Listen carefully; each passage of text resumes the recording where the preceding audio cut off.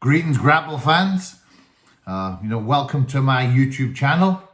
If you like the content, do not forget to hit like and subscribe and get the message out there. Legit Pro Wrestling, it's all about promoting catch as can, old school, catch as can, all forms of wrestling for that matter.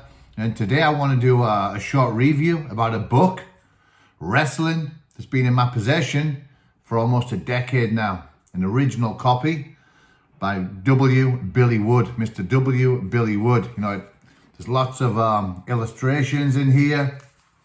There's even some photographs in here. And it's fascinating. It really is a fascinating read. I love I love the old style, the old English language that's used in this book. It's fantastic to read. It actually came in my possession. It was given to me by a gentleman almost 10 years ago who was involved in bare knuckle boxing.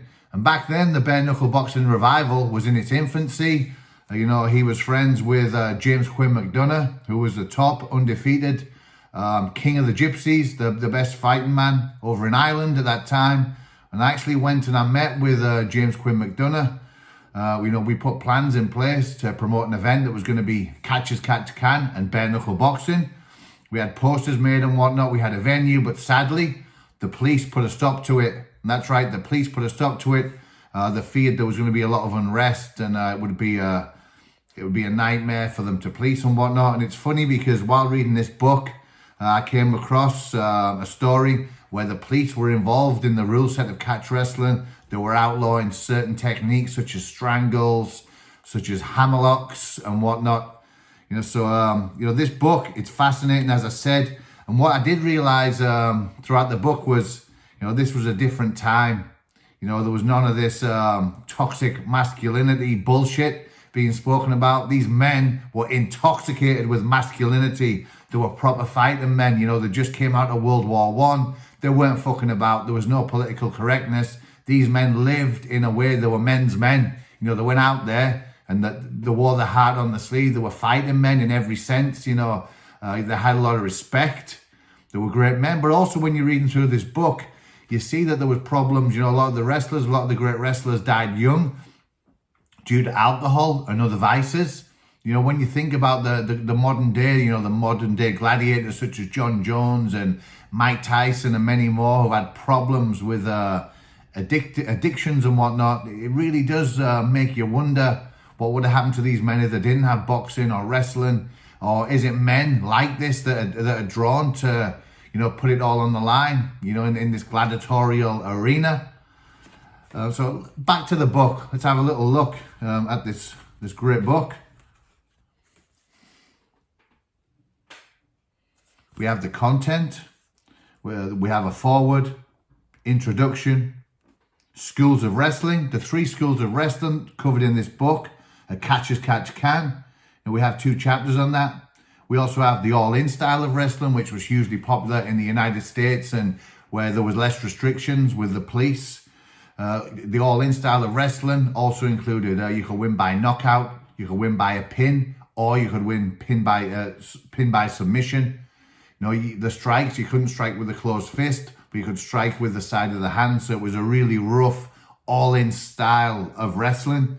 And they also, have a chapter here on Cumberland and Westmoreland wrestling, which was fascinating for me as we do practice this style in our catch class. We have the youngsters doing it and the adults doing it.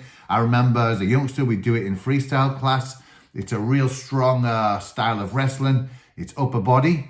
You have to have a grip. You have to have your chin on your partner's right shoulder. You have an underhook and an overhook, hands clasped. You win by making your opponent free their grip or by knocking them down. You can use the legs. You can sweep. It's a really fun style, which is still big to this day. The wrestle on grass at events, it's about 45 minutes from where I'm sat making the video now. So that's something for you to look into. That another English style of wrestling. But let's have a little look at the author's preface. Let's find out about Mr. Billy Wood. I'll just read 2 pages. Now we'll show a few more bits, but I am going to do something with this book, this great book that's now in public domain. I'm going to get it out there to the masses 100%. So let's begin. Author's preface. I share to the full my publisher's gratification at the presence of Mr. William Wood's name on the cover of this little handbook. In the wrestling world, Billy Wood, as he is more famously and affectionately styled by his innumerable admirers, speaks with authority second to none, and his kind consent to the publication of this work under his auspices, that's an old English word, would never have been given were he not satisfied with the uniformly high standards set by the publishers for every textbook of this series would be well maintained in the present instance. No British wrestler is more worthy to rank amongst the supermen of the mat than Billy Wood, and it is doubtful whether any wrestler has travelled so widely or has such an eventful career. He has been wrestling since 1907, and by winning the great tournament at the Neuf-sur-Pays in 1913, became the first and only British wrestler to hold a world title. Amazing. As far back as 1911, Wood toured the Argentinian and other South American countries, meeting all comers, and later in America and England appeared in music halls, circuses and fairgrounds. Let's just go back to that. So he toured Argentina and other South American countries. So this leads us to the fact that, you know, great wrestlers and judoka, jiu-jitsu were out there, you know, they were out in South America spreading the art of wrestling, and that's how Kano met the Gracie family. You know, this book also goes on to speak about Jigoro Kano. Sorry, it was Maeda, student of Kano, who met the Gracie family. It speaks about Kano because when this book was published, Kano was 74 years old and still taking part in he was still on the mat daily teaching judo. And this book goes on to speak about the dangers of stopping wrestling quickly, the adverse effects it can have on the body, and the many benefits of continuing with wrestling on a daily basis. This is a fascinating book. So back to the book. Never weighing more than 10.5 stone at that time, Wood made no distinction in his opponents and took on men at all weights. After winning the World Championships in Paris, Wood wrestled in France, Italy, Spain and Switzerland until the outbreak of war. He was twice wounded in action and a few years later visited Canada, the United States and Mexico. What a man, I told you, these were proper men. Between 1908 and 1918, his opponents included almost all of the most famous wrestlers of that time, and he was never thrown. After a long absence abroad, Wood returned to England a few years ago and was one of the pioneers of all-in wrestling. Although now more interested in the promotion side of the thrilling branch of sport, he is still a star. He's still a star performer, even among heavyweights. I am also glad to have this opportunity of publicly thanking my friend, Mr. H. Johnson, a jiu-jitsu expert and holder of the Amateur Welterweight Championship of England in the catch-as-catch-can style, for invaluable help freely extended to me in the compilation of this book in the form of advice and practical demonstrations of various holds, locks and throws in cooperation with other friends, notably Mr. Morton and Mr. Charles Law, both promising young wrestlers. Thanks are equally due to Mr. W. Wood himself and Mr. C. Law for their skilled posing for the original photographs reproduced in the following pages. Authors Club, Whitehall Court, London, SW1. This book, as I said, it's fantastic. You know, it goes on to show that a lot of these wrestlers were also highly skilled in the sport of, well, the art of jiu-jitsu. Jiu-jitsu was having a huge influence on all-in wrestling, on catch wrestling. It's fascinating. It really is a fascinating read. What I did love was the language, you know, that was being used. You know, when they're speaking about the benefits of wrestling, And, how, well, I'll go to speak a little. The sedentary middle-aged man is more deeply and irrevocably committed to slothful ways than the veteran sportsman to sport. And the risk of heart failure is generally greater in the former than in the latter case, should any abrupt and violent change be attempted. That sedentary habits are not incompatible with longevity is therefore undoubtedly true so long as the subject refrains from undertaking sudden physical effort. But all the same, longevity that goes with an overdeveloped paunch, an underdeveloped chest, and flabby muscles is not the particular type of longevity that will commend itself to the He-Man. I told you these guys were intoxicated with masculinity.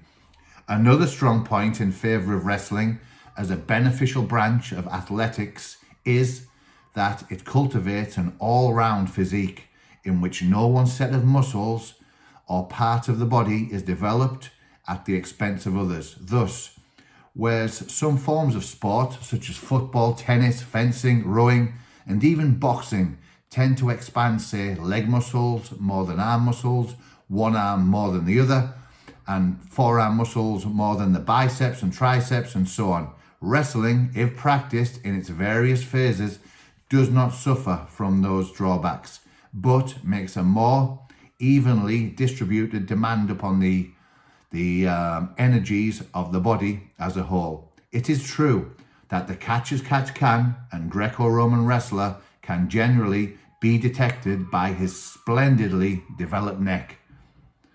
But this feature would be described as a defect only by those that can find something to admire in the scrawny throats of far too many young Englishmen who otherwise might claim to possess reasonably good physiques. Furthermore, the wrestler's muscular neck is usually in keeping with a correspondingly muscular torso and legs, which are equally necessary items of his physical equipment for his chosen profession. And then it goes into the schools of wrestling, but I will find something, I will find something from the end, which also tickled me. It was at the end where they're speaking about Cumberland wrestling. It really gives you an insight into the mindset that these gentlemen had. Undoubtedly, the Cumberland and Westmoreland style of wrestling is seen to best advantage amid its natural surroundings of the picturesque North County, and love of the game has helped to breed and develop many magnificent specimens of muscular British manhood. Wow. Many magnificent specimens of muscular British manhood. On the other hand, the style has failed to make a widespread popular appeal in any respect comparable to catch-as-catch-can or even Greco-Roman, let alone All In, which has lately became something of a craze. So yeah, this book, as I said, it's a riveting read. It's fantastic. There's so many insights into wrestling. There's so many teachings, wonderful teachings about rule sets regarding the history. It really is fantastic. And what I did find was, the catch wrestlers are doing knee bars. This is like from 1907. There's catch wrestlers doing knee bars. All the throws that you see, when watching grappling are in there with some variations. I'm loving looking at the parts on leg scissors. I really like the leg scissors. And it's saying that the leg scissors, certain leg scissors, were also outlawed in catch wrestling because they're attacking the kidneys. And you can also apply so much pressure from the leg scissors, which is now known as the guard, in most forms of grappling. You can do a lot of damage to your opponent. That guard position doesn't have to be a nice position for somebody to be inside of. You can be causing pressure from underneath. And here we see Law using the double wrist lock from standing. as was used by the great Kazushi Sakuraba, who was known as the Gracie Hunter, to great effect in the Pride Fighting Championships. Mr. Law was an accomplished jiu-jitsu and judo practitioner, as well as wrestler. And for me, it's fascinating to see that these great men were cross-training all those years ago. I heard the great Billy Robinson, God rest his soul, once say that in wrestling, everything goes full circle, just as in life. And it's correct. It really is. They're speaking about jiu-jitsu, they're speaking about wrestling, different forms of wrestling. And for me, All In Wrestling really was a precursor to what became MMA, to what the Gracies did by creating the Ultimate Fighting Championships, which was originally known as the Ultimate Fighting Challenge. And let's not forget the huge influence that the Gracie family had from the Japanese and from catch wrestling. It really is fascinating, and I think we have to thank not only the Gracie family for what they've did to promote the sport of grappling, the arts of grappling, but also, these old timers, great men like Mr. W. Wood, Billy Wood, champions, the first ever British catch wrestling champion of the world. Isn't it a shame that we don't have this man on our banknotes? Isn't it a shame that we don't learn about great men like this in school? And I have more books, not all originals, but I have some copies of great books that I'm going to be looking into. I've been putting together a program for my students, Legit Pro Wrestling Legacy. I'm going to be sharing bits on this channel, so please give me some feedback. I hope you guys in the US can understand my Teesside accent. I know I get a lot of feedback from guys in the USA, and it's always great to hear from you. It's great to hear from you regardless of where you're from. But as I said at the beginning, please do feel free to share these videos and to like it.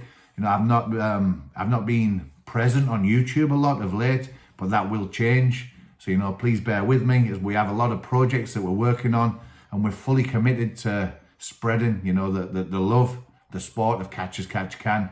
And when I look back to when I was first given this book, a lot's happened in that time.